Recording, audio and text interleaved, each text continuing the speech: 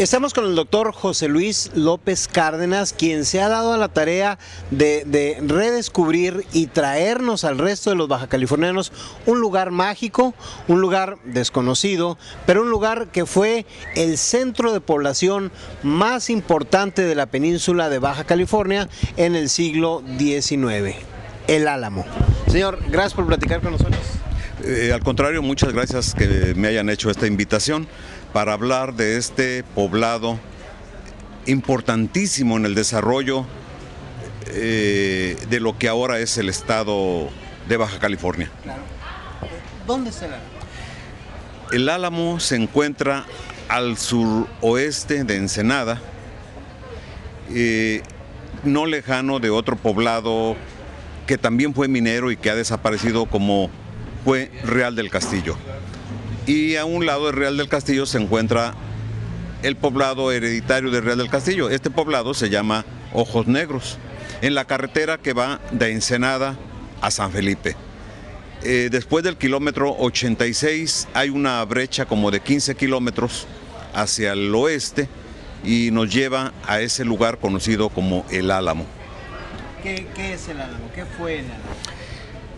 El Álamo está en el Valle de San Rafael y a mediados de 1889 se descubre el oro. Al descubrirse este metal, moviliza grandes cantidades de mineros y gambusinos, no solamente de la península, sino del estado de Sonora, de Arizona y sobre todo de California. Eso es en 1889. Así es, sí. Bien, ahora, ¿cómo surge y cómo continúa pues el desarrollo de esta comunidad? ¿Qué tan importante fue para su vida? Sí, mire, después de la guerra con los Estados Unidos, nuestro país quedó muy dolido, perdíamos más de la mitad de nuestro territorio. Entonces el nuevo gobierno se preocupó por poblar la nueva frontera, pero resulta que las poblaciones más al norte de lo que ahora es el estado de Baja California, pues eran Santo Tomás y San Vicente. Y es hasta en la década de los 70s que surge el descubrimiento de oro en Real del Castillo.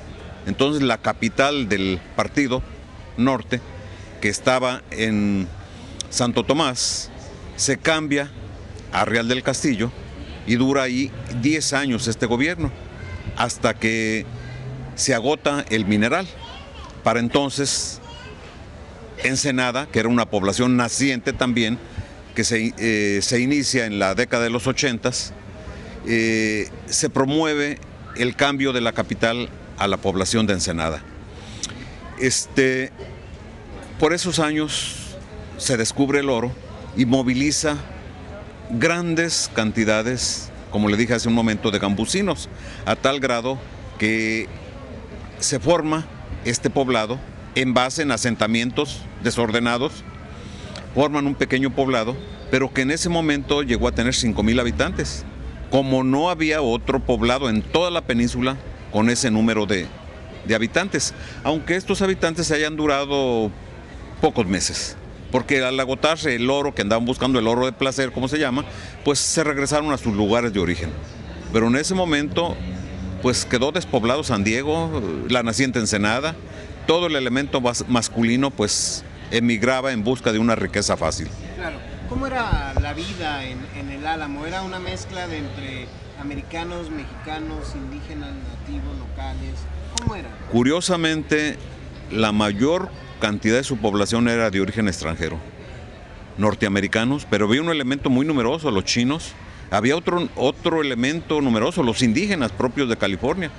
Había, como les dije hace un momento, viejos mineros de Sonora, o viejos mineros de Arizona, o viejos mineros que quedaban de la fiebre de oro de San Francisco, que al enterarse del descubrimiento de oro en el Álamo, pues emigran hacia esta población, pero la gran mayoría era de origen extranjero. En su momento formaron cañadas O sea, lugares donde los grupos raciales se separaron y se identificaron. La cañada mexicana, la cañada norteamericana, la cañada indígena, la cañada de los chinos. Pero nosotros sabemos cómo se formó Ensenada y el norte de la Baja California, cuando la participación mexicana era pequeña todavía. Bien, ahora dice que el Álamo fue tan importante que tenía su propio periódico, llegó a tener su propio periódico. Aunque duró poco, hubo gente en el Álamo y en Ensenada que se iniciaron casi por el mismo tiempo, de gran empuje, no solamente en la industria, sino en muchas actividades, en extras, si le podemos llamar cultural. Esta familia, de momento no recuerdo su nombre, me voy a acordar más allá, tenían un periódico en Ensenada y fundan este periódico también en el Álamo, The Alamo Nugget, que desgraciadamente dura pocos meses y desafortunadamente hasta nuestros días no se ha podido encontrar un ejemplar, pero los otros periódicos de la época lo mencionan y reproducen notas que el Alamo Nugget hizo en su momento. Bien, ahora, ¿cuántas minas se explotaron en el Álamo? Uy, pues hubo muchas. Muchas minas, pero pues de las más importantes, la Princesa, la Biznaga, tienen nombres algunos medio raros, otros nombres basados en los personajes de la mitología griega.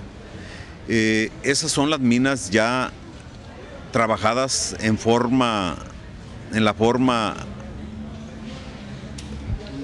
industrial de aquella época, ¿verdad? Porque empiezan a tomar forma estas minas cuando ya el oro de placer se había agotado, cuando ya por mucho que lavaran la tierra o las arenas cercanas al arroyo, pues ya no tenía gran producción. Entonces los mineros profesionales buscan las grandes vetas y se explotan.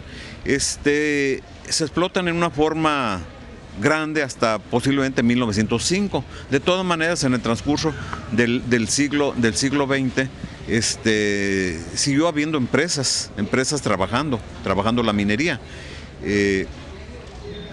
Y en la actualidad hay una empresa canadiense haciendo estudios.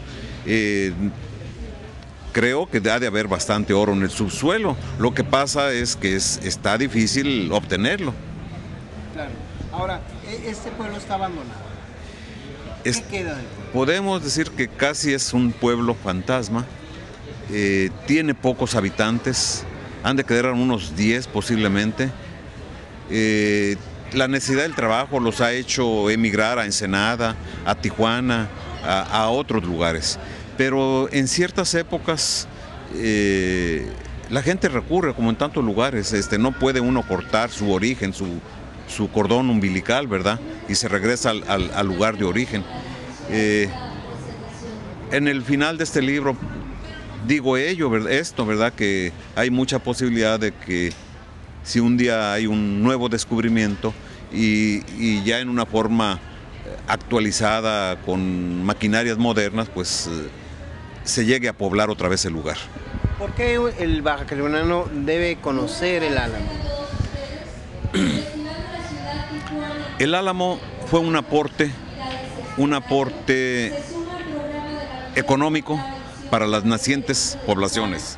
A Tijuana, en 1889, Tijuana no existía todavía, porque se supone que su nacimiento es en julio del 89, pero desde varios años atrás, desde el 74, ya existía la aduana en la frontera del rancho de Tijuana. Entonces esa aduana federal pues cobraba a las personas que se introducían al país, al territorio de Baja California, les cobraba sus derechos. Entonces esa gente pues llegaba a Ensenada y consumía productos de Ensenada, ¿verdad? Entonces mucha de esa gente se queda, al agotarse el oro se quedan y todavía hay familias que son descendientes en tercera o cuarta generación de aquellos primeros gambusinos. Mi sorpresa es encontrar a uno de los amigos que menciona el doctor Barajas, que falleció, con dos apellidos, pues no castellanos, ¿verdad? Su nombre, Emilio Lindqvist Piccini. Uno de sus abuelos de origen noruego, el otro de los abuelos de origen italiano, que en su momento se conocen en San Francisco y se dan cuenta de lo que está sucediendo aquí en Baja California y se vienen al Álamo y forman sus familias, y ahora sus descendientes están viviendo en los alrededores de Ensenada, de la región. Así como ellos, hay muchos más. Lo que nos sorprende también es ir al panteón. El Álamo tiene un panteón internacional. Ver tumbas con las lápidas con caracteres chinos, u otros donde nos hablan de una gente de origen español o de otra nacionalidad. Desgraciadamente, pues el tiempo es implacable, los saqueadores y esos lugares que hasta hace unos pocos años permanecieron valiosos todavía con muchos de sus partes, pues en la actualidad se van dañando por el saqueo. Como ha sucedido con los panteones cercanos aquí a Tijuana, los de Cueros de Venado y Valle Redondo, que al darse a conocer se arrima a la gente y no falta que daño les haga.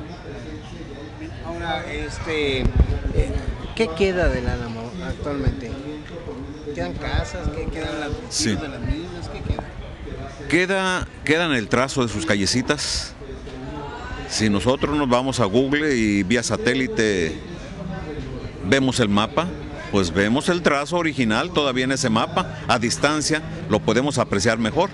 Ya la realidad, sí están sus callecitas, pero pocas casas de madera.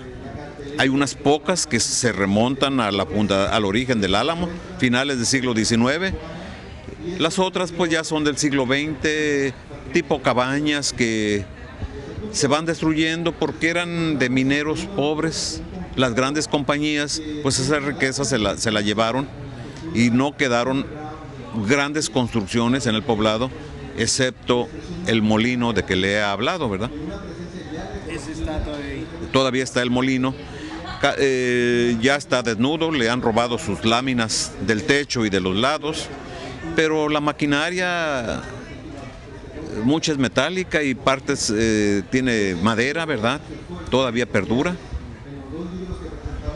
Finalmente, ¿qué le diría usted al baja californiano con interés en este tipo de poblados mágicos desconocidos de la entidad? Invitarlos a que dejemos la ciudad, a que dejemos la televisión. Baja California nos ofrece muchísimo. Vemos la publicidad de los municipios, favorable, ¿verdad? Dice, sé turista en tu propio estado. Qué bonito es eso.